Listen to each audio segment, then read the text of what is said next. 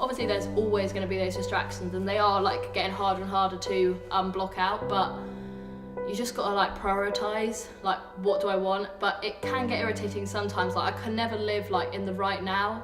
I got majorly injured and couldn't do anything. I was up in Loughborough, I was getting bullied.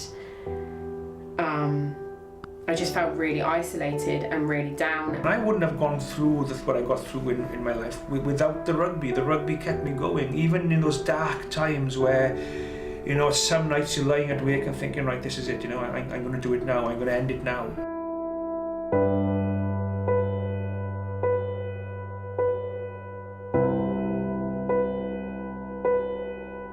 Being a professional athlete appears to be one of the best jobs in the world, and it certainly has its perks. But there is a side to athletes that we do not see. Research conducted by Foskett and Longstaff showed that 47.8% of elite athletes have suffered from some kind of mental health issue. But why is this? What could possibly cause athletes to suffer in their mental health? For young athletes, mental health can be a real worry. I came to Andover Athletics Club to meet Holly Mills, a 17-year-old European under-18 long jump champion who should be at her peak social age. However, a hectic lifestyle and commitment to her goals and dreams makes it difficult for her to live like a normal teenage girl or have time to spend with her friends. Not much at all, because obviously I train Monday to Thursday evenings, then Saturday, Sunday mornings, and then I have a part-time job on Friday, Saturday, Sunday nights. So it's kind of Friday afternoons, maybe sometimes I'll see my friends, maybe Saturday, Sunday during the day, but not very often, because usually I don't get home from training until mid-afternoon, and then I just need a rest really, because obviously you've been up since like 8:30 training, and then yeah, there's not much time at all.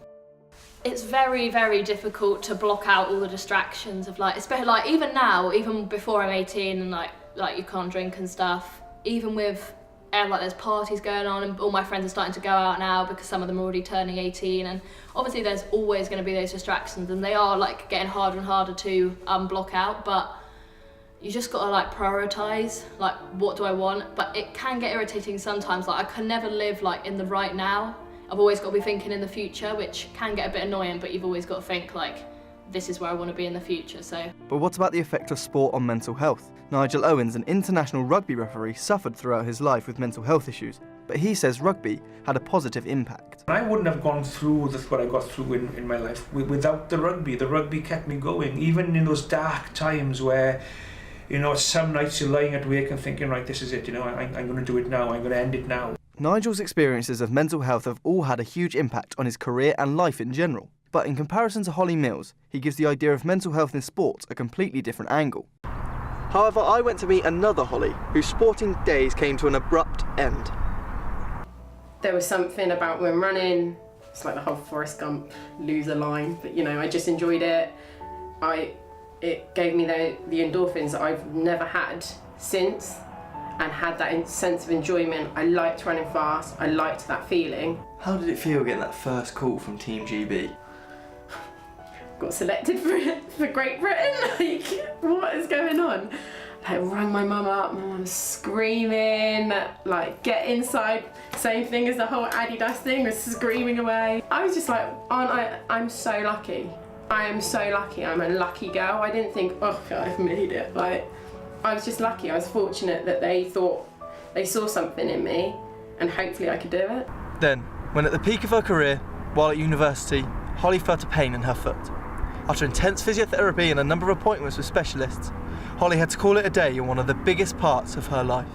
I was depressed, I was down, I couldn't trust my mind.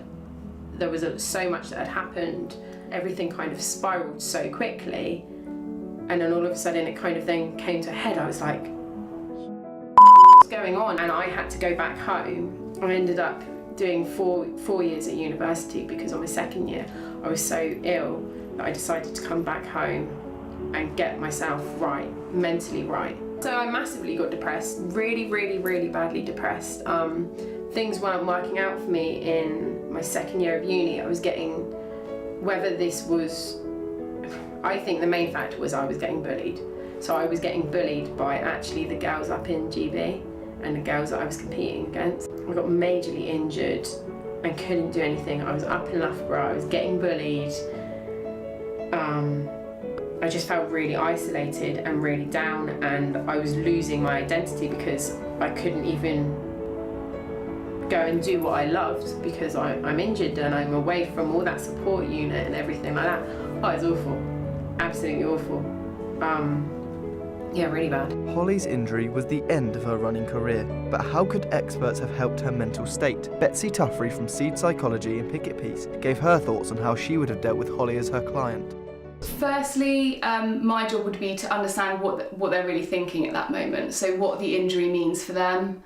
So if they've suffered a long-term injury or a career-threatening injury perhaps, I'll try and understand what their psychology is at that moment in time. So is it fear of re-injury when they return to the sport? Is it fear of not returning to the sport? Is it depression issues through not being able to train or perform?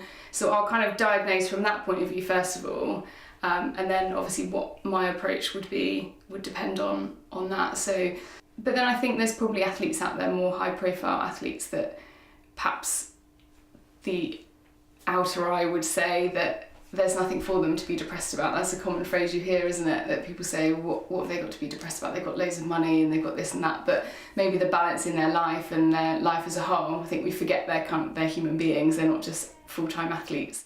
On my return to Andover Athletics Club after filming this documentary, I've realised that athletes don't live this amazing life that the media portray that they do. They aren't immune to mental health issues of which the causes are so varied. Friendships, injuries, setbacks can all have such a big impact on an athlete's life that in some cases it can actually ruin it. But something I have learned from this documentary is that you have to suffer to be successful.